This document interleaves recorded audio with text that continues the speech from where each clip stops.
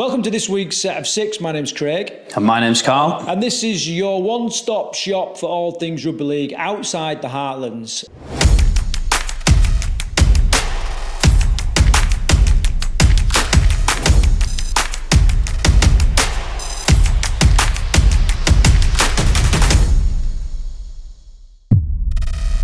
This is our very first Set of Six. In the future, the intention is to have this fully live. Everything just sort of going on, pressing buttons, mixing sound, images, overlays coming up on the screen and all that kind of stuff. So it's a bit stressful, isn't it, Carl? But we're getting there.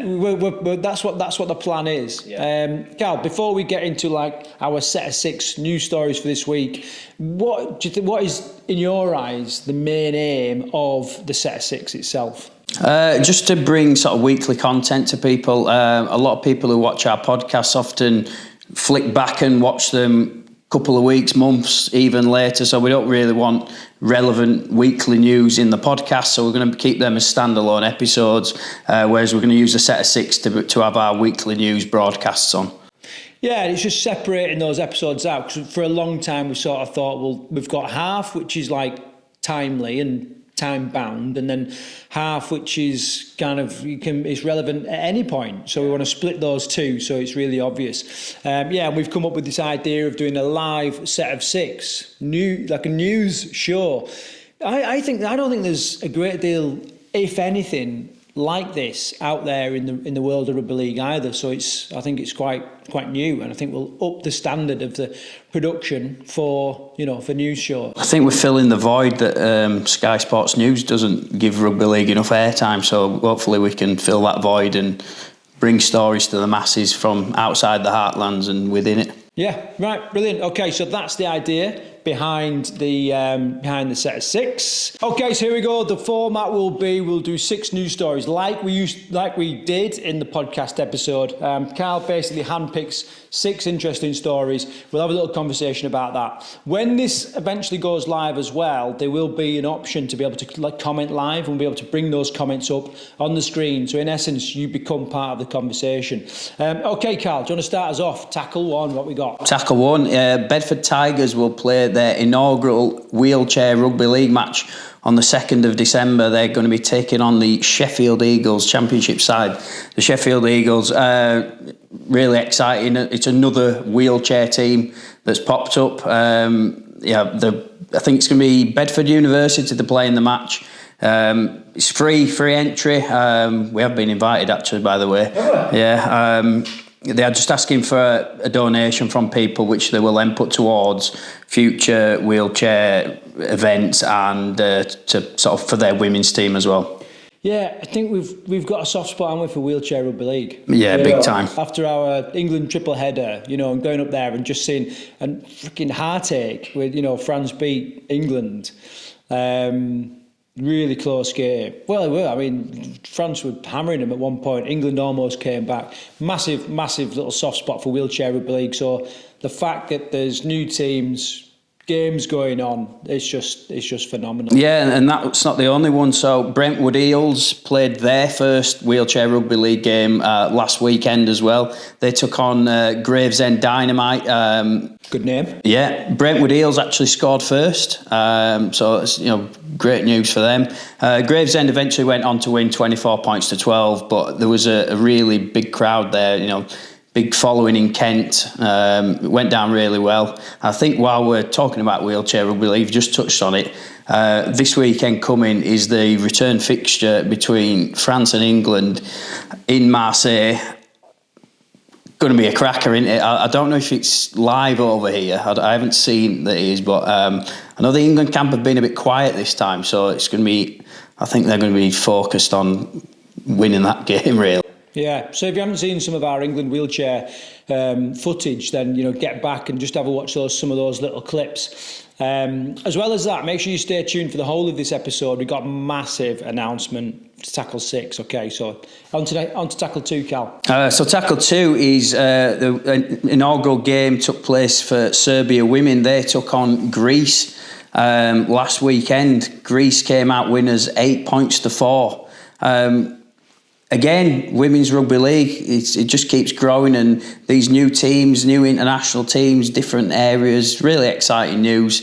Really good crowd as well. I don't know if you saw any of it. It was live streamed on the European Rugby League website. There was about 500-600 people there. Terrible weather as well, and they came out to watch it.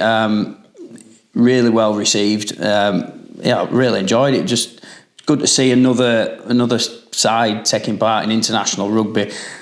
If you're going to be a little bit critical, the quality wasn't the highest quality in the world compared to what we watched with like England and Wales a few weeks before. But that doesn't matter, does it? It's international rugby in another country. It's great news. I'll tell you one thing, just slightly off topic, but do you remember when we was at the England-Wales game, and what the Welsh team had done is they'd left Welsh cakes for everyone in the media. So we were there troughing our little Welsh cakes. But I'll tell you what a good little touch that was. I wonder what you'd get from the team in Serbia. I don't know. I don't know what their national dish is. I don't know what their national dish is.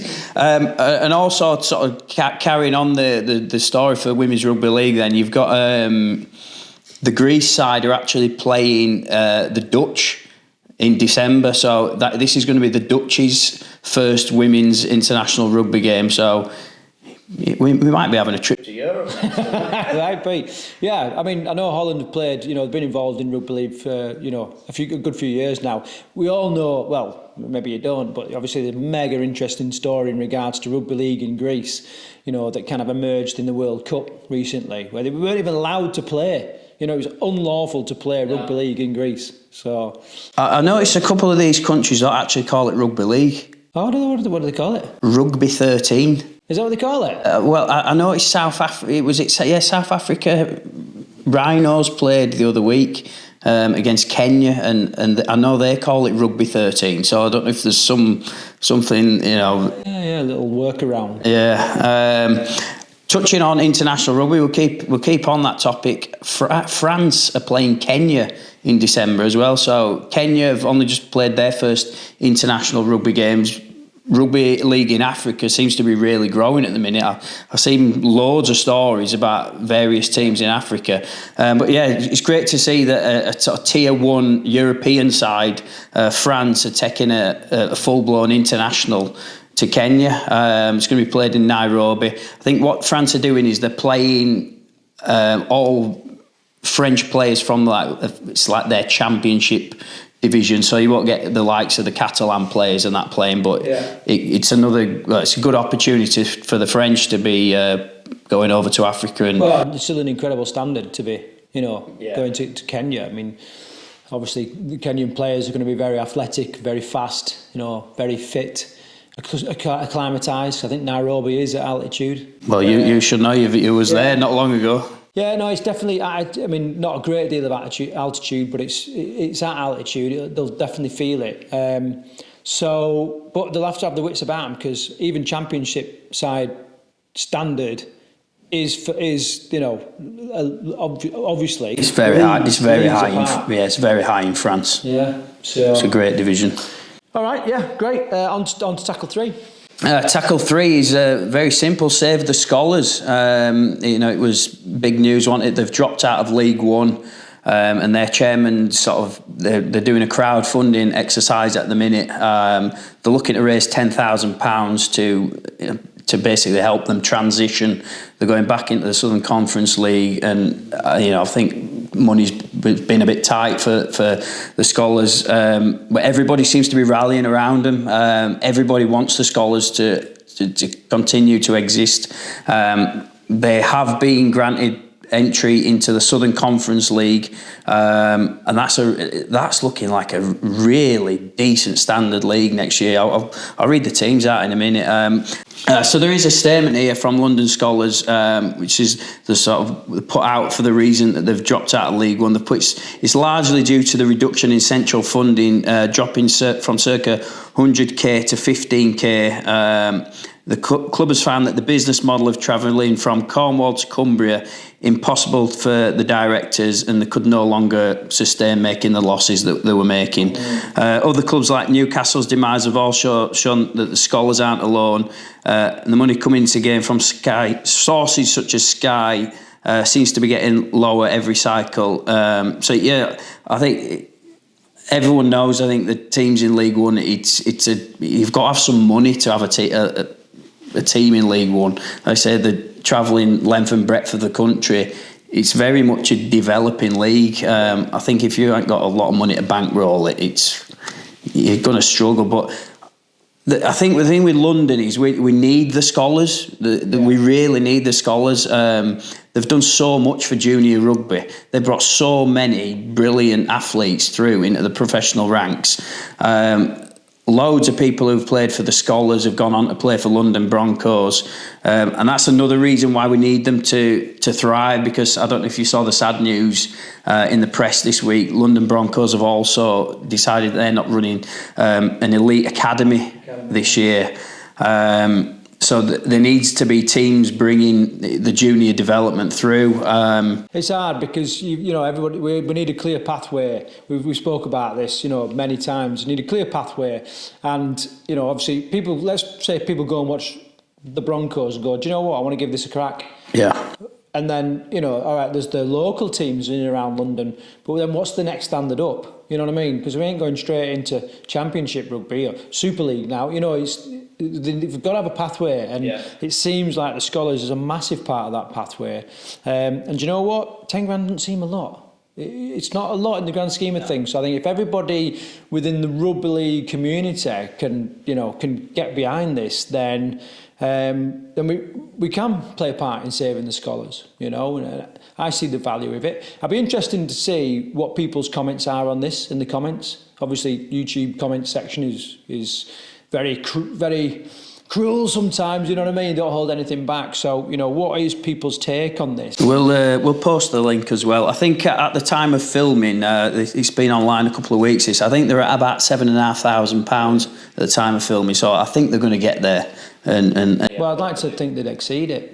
Because 10 grand just doesn't seem a great deal of money to keep a club alive of the stature that the Scholars are. So. Yeah, so just touching on the Southern Conference League, such a strong division now. You got sort of Bedford Tigers, Hammersmith Hill Hoist, who won the division last year, the West Warriors, who went decent run in the Challenge Cup, Brentwood Eels again, which was just touched on, the Chargers, Bristol All Golds, another team that used to be in League One, North Hearts Crusaders, and Eastern Rhinos. So yeah, absolute great pedigree in that division. And there's been a lot of talk about whether League One should almost become split into we have the Southern Conference League and the National Conference League, don't they? I think those two divisions are kind of on par with each other now. I think my problem with that is, if for whatever reason, once you've split them, it's easy to fold one, innit? Well, the Northern League ain't getting folded. Do you know what I mean? I don't think the Southern one would now. No. These are really established clubs now. They're full of Aussies, to be honest with you, coming over. Really, some top players playing these divisions.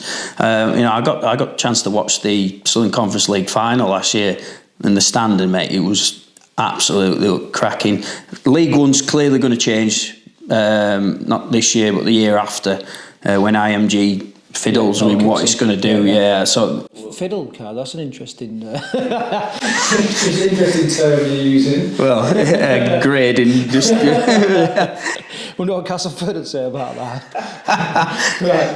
Right. So Carl, tackle 3's done. Over to tackle 4. So tackle 4, the inaugural Midlands Junior Awards took place. I think where all the clubs got to nominate people, and then there was a board that have sort of decided the winners. Really great that the RFL He's recognising people who are putting so much hard work in to grow in Midlands Rugby League, especially Midlands Junior Rugby League. And the Coach of the Year was none other than a guest we've had on this show, was Jason Spafford. Oh, one of the first guests. Yes, on episode 2. Yeah, Jason Spafford from the New Ravens picked up Coach of the Year. For the work he does with a number of his junior sides. He's done a really cracking job. Ravens have got so many players coming through the ranks. And as I've said to you, the Ravens are going to be a force to reckon with in a couple of years, because they've done it right. They've built a club from the ground all the way up. And it's great that Jason's been recognised. And other winners... so I'll just have a look through here. We got Basset Law Bulldogs, another club that just seem to do everything right. Yeah, I mean, I know they've been to numerous festivals all over. There was festivals all over the place, haven't they? Jamie McNeil from Sherwood Wolfhunt, he picked up Volunteer of the Year, and I believe that he got this for a lot of hard work that he does with the club, but. Sherwood Wolfhunt put a junior tournament on last year, and it was so well attended. There were hundreds and hundreds of people turned up to it. There were kids from all over the Midlands. Massive event it was. It went down really well, and I think he was instrumental for running that. And then I think Team of the Year was Basset Law Bulldogs under 13 side. A new girls team, but they've been going up into Yorkshire, into the Heartlands, playing clubs up there and beating them on occasion. So, great for Basset Law Bulldogs, and great that we've got this award ceremony now that these people are getting recognised. Yeah. Yeah, no, I mean, the thing for me is, like, I was having this conversation today, actually. Like, I remember at school, and if you did some nice handwriting, get your maths right, you got a little star in your book. And wasn't it amazing when you got a star? Did you get stars in your book? Probably, yeah. You did. But all I'm saying is that little bit of recognition goes a hell of a long way. And that's one of the main drivers for this podcast, is just recognising, what people are doing, and making them feel, just acknowledging what they're doing. I think it's worthy. I mean, you've put the list of all the Volunteer of the Year nominations, and I think it's worth mentioning all of those, just to give them that little bit of recognition, even though there was only one, winner, very deserved winner, in Jamie McNeil.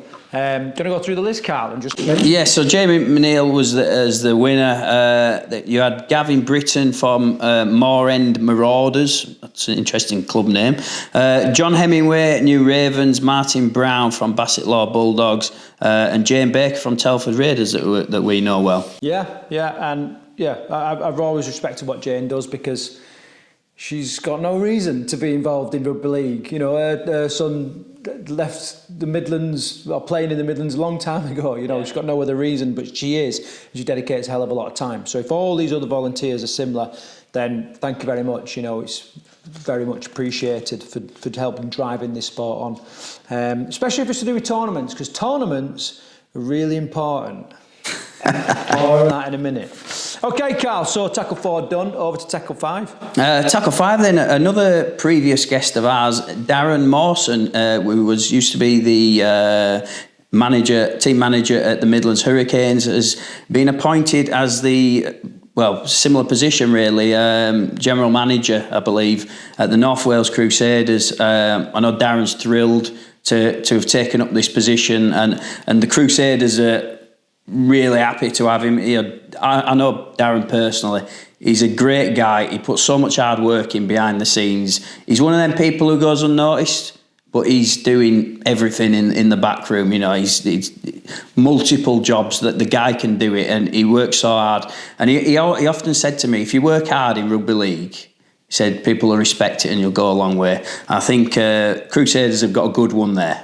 They did put, there was a statement from both the Crusaders and from Darren. So he put, as a passionate Welshman, I'm extremely delighted and excited to join in the North Wales Crusaders. He said, I had the luxury of coming in during last season's playoffs and getting involved on match days to get a favour for the club, and I was blown away by the atmosphere. not only from inside the club, but from the supporters. I know experience, one of the most vocal in League One. So Darren's also be a part of the board of directors as well. And the Crusaders have just basically added to that they want to tighten their links with Welsh Rugby League as well, because Darren is also the team manager for the Wales club. So if they can make them links even better between the Crusaders and Wales Rugby League, it's a win-win all round. Yeah, I'm sure he will be. He is a proud Welshman. You know what I mean? Very proud of his heritage there, and I know from his story. Go back and listen to the episode with Darren, because he talks about like growing up in Bilf Wells and there being there's no rugby league there and all that kind of stuff, and now all of a sudden he's like, involved in the World Cup and all this kind of, incredibly proud. So I know he'll be chuffed to bits with that positioning, with that appointment. Okay, on to tackle 6. No notes for this one, Carl. No. It's all going to come from our head. So kick us off. Tackle 6, breaking news this. Yeah, breaking news. The Midlands Nines tournament that we are going to be hosting it's got a date, the 27th of April, and it's going to be held at Coventry at Broad Street Rugby Club. Yeah, so you may or may not be aware of the Midlands Rugby Nines. As you can see, we're both sporting sample tops. We're looking at merchandise, ref kits, volunteer T-shirts, and all that kind of stuff. And Carl's been beavering away trying to get all this stuff together. But it's definitely happening. We had a lot of to and fro with regards to a location. Therefore, we couldn't really tie down a date. However, we have finally, as Carl said, got a date. It's 27th of April, so make sure you mark that in your diary. If you're not going to bring a team, don't still mark it in your diary, because we're going to have a ton of entertainment and interesting guests and all that there as well. It's going to be a good spectacle to be involved in. Yeah, so the other thing to add as well is this isn't an RFL run event, but we are working in partnership with the RFL on this. And certainly Midlands fixtures, the southern fixtures, there ain't going to be any clashes. This is going to be a standalone event on a weekend where they're sort of guaranteed as there won't be any fixture clashes. It's looking like it's probably going to take place a week before the Midlands sort of season takes place. So it's a great opportunity for warm-up games, get their players out there and to play a different format as well, Nines rugby. It's a really exciting version of the game. So we're going to be hosting a men's elite competition, a women's competition, and then we're also hosting a social men's tournament, which is going to be perfect for sort of like merit league teams and rugby union teams that want to try their hand at rugby league, and we're hoping to get teams from all over the country out. Yeah, we are. And in terms of how do you get involved, there's a couple of things that we're looking for. Obviously, we need teams.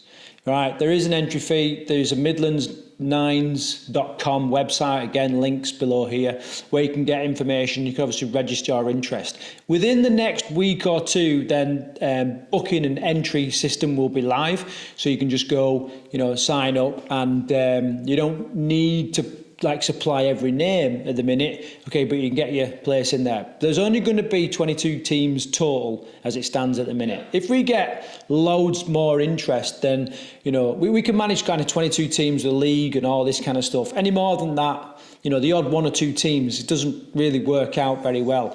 But if there's a load of interest, then we can increase the number of teams. Carl, just first of all, talk to me about what we aim to do that day. And then also, just give me a bit of a rundown how you see the day panning out in terms of, somebody coming along with a team and, and getting involved. Well, I'll start with that first of all then. So it's going to be a full day event. This is going to be a full day festival. We're not sort of playing at this, are we? Rugby all day. It's going to be starting sort of 10, half 10, 11 o'clock-ish. We're working with the RFL. I think they're going to run a coaching course for referees the same day as well, so new referees can get experience in refereeing on the day. The tournament's going to take place, it's going to be in group stages to start off with. We've got about 8 pitches at our disposal, cracking venue, Broad Street Rugby Club, by the way. So it'll be in group stages initially, and then it'll get broken down into we'll have like a third place final, and then we'll have our main finals on the main pitch opposite the clubhouse, and then after the rugby's taken place in the evening, it's going to be full on festival. Hopefully we should have DJs on. I've got a band already lined up, which I aren't going to give away yet. I am so excited. They're going to be sort of our headline act in the evening. Plus, there's going to be loads of other stuff going on in there. Tug of war contests, and you've got some stuff lined up for that as well, haven't you, Craig? Yeah, we've got different activities. We've also got, because obviously we're going to have women's teams there and us kind of stuff, and partners. We're going to have a special VIP Prosecco stroke, VIP lounge, where your wives can go. My wife is just desperate to get in there, and she's like, I'm not bothered about the rugby, I'll just have the Prosecco and all that kind of stuff. What else we got? Camping. Yeah, there's camping there. If people are travelling from afar or even coming from abroad, you'll be able to watch a live recording of a Rugby League Outsiders podcast. And if you come with the team, get involved in that as well, which can help with your exposure. Just a ton of stuff. Over the next few weeks and months, we're going to be rolling out all those little bits of news, all those little stories. We have got an Instagram and Facebook account and Twitter. Yeah. Do you know the handles there, Carl? Or? I think it's just at Midlands 9, at Midlands 9s. Yeah, for all those socials, but again, links below. So that's that. Really excited. What is the overall aim then, Carl, of this? Well, one, it's to give teams a sort of competitive, have a great day out, first of all. It's tying in rugby, which we all love, with a great day out that they can bring the families to. It's a great opportunity for teams to really get stuck into pre-season. So whether you really want a serious competition or you just want to come along for a social competition, it's just a great opportunity to get involved. And like I said, it's nines. It's a bit different to anything that we've had before. So just looking forward to teams getting stuck into it. Yeah, and it is a great venue with like great transport links into it, even though we might be a little bit biased. No, it certainly has great transport links. Certainly off the M6, it's 5 minutes off the M6 motorway, and you're there.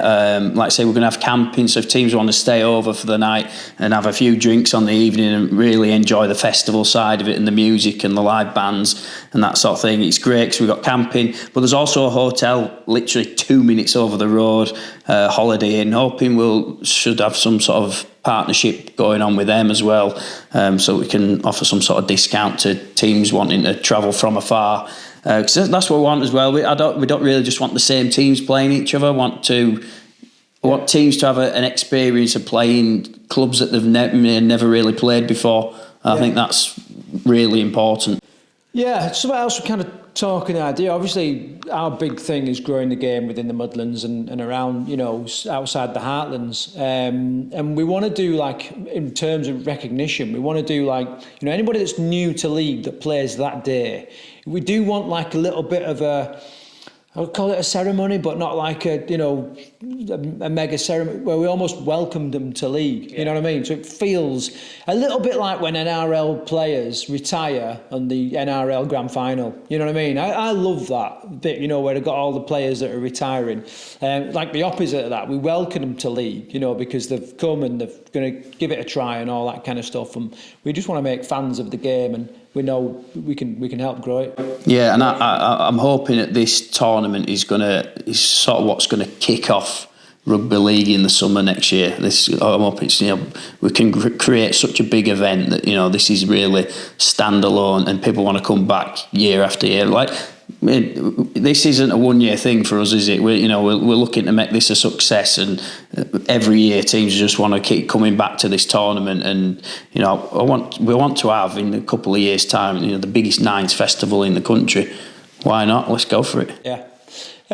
So that's that. So not only, if you want to get involved, midlands9s.com, the number 9. Also, there are a couple of volunteer assistant positions that we could definitely do with filling. So if you want to get involved in this and you live pretty local, you can get yourself Rugby League Outsiders bit of stash. Get involved on the day. We've got loads of benefits and bonuses for those people that are helping out. So drop us a line, and if you've got a certain skill set or whatever, then even better. And then the other thing you can do is just share it. Share the hell out of it. And if you've got players that that play in other clubs that you think can get a team together and you'd just like to have an absolute bender of a day, then, send them a link and invite them and tell them to get along, because all in all, with the entry fee for what we're aiming to put on, it's going to be a great day. Really, really excited by it. Okay, so Carl, just, over the next week, perhaps next month, what are going to be the next steps? What can people expect to see out on the Midlands 9 socials in the run-up to the actual mega launch? Well, so this episode is going to go out. Hopefully people are going to see it, start spreading the word, and then the booking system will come online in the next week or so. That will open. I'm expecting it to be pretty popular, to be honest with you. So there will be a discount for any clubs wanting the early bird entry.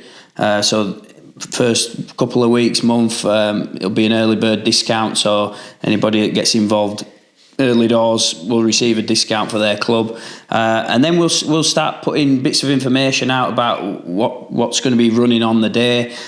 We will announce the headline band that we've got booked for the festival, which I've already said to you. I went to see this band the other week, and the price I paid to watch this band is basically similar to what we're going to be charging for the whole day's event. So people are certainly going to get their money's worth. Yeah, the way I'll describe it is one of the leading tribute bands in the country, which I think is fair to say that. Yeah, 100%. They are brilliant, absolutely brilliant. So we'll get that bit of information out in the next couple of weeks. And then just we'll put a promo video out. We've got video of the facilities coming out, which we started putting together. We recorded there last week, didn't we? Yeah, and it's probably worth at this point mentioning Broad Street Rugby Club and just a few words to them, Carl. Yeah, they can see the vision for this tournament, not just for this year, but for in years to come, and just. Honestly, they've been so easy to deal with. Well, I think, the inverse of that is we did speak to some rugby clubs, and it was like, we were the dirty, unwashed, from up north, wanting to bring some strange, plague-ridden fucking sport to the Midlands, and they didn't like it. You know what I mean? And we definitely had like hostile conversations about the sport. Some other clubs very, very, keen to have us there as well, but none of them were like Broad Street, were they? No, Broad Street were welcoming. They were on board straight away. As soon as we made a decision within a day of speaking to them. Well, I think you made a decision when you was there talking to them. Yeah, they were so easy to deal with. They've already got players who want to get involved and put a team into the tournament straight away. That came back to me straight away. So it's great that we're getting another club sort of interested in playing rugby league, and what a great way for them to dip their feet in it and play in a nines tournament. Well, in the home ground, home city. Yeah. You know what I mean? I mean, it's really interesting because there's other teams in the area that could claim this as their home tournament. You know what I mean? And they've got everything to kind of, to play for and get involved and be the first, inaugural winners of the Midlands Nines trophies in whichever class they play in. A word on trophies, Carl. I mean, we have spoke about potential designs and different ideas and what have you. What's the current status on those? In the design stage, I think he's no. But we want a good, like a classy trophy, don't we? Not like it won't be a bespoke medals. It'll be bespoke. Yeah, it won't be an off the shelf egg cup. Pink cow. Yeah, it might have a pink cow on it. Sirloin. Yeah, might do. Brilliant. Okay, we won't take up any more of your time. Thanks for joining us for this week's set of 6. There'll be obviously more of these, and into next year, these will be happening every week. Okay, we'll just be churning them out with recent news. So thanks for watching this first one. Carl, any closing remarks before we wrap it up? No, just I hope everybody gets involved in the nines and really gets behind it. It should be a cracking event. Okay, last question of the week from me is, we're starting to think about Christmas now. All right, so what Rugby League items are on your Christmas list for this year? Let us know below, because I need some ideas for gifts. Thank you very much for watching.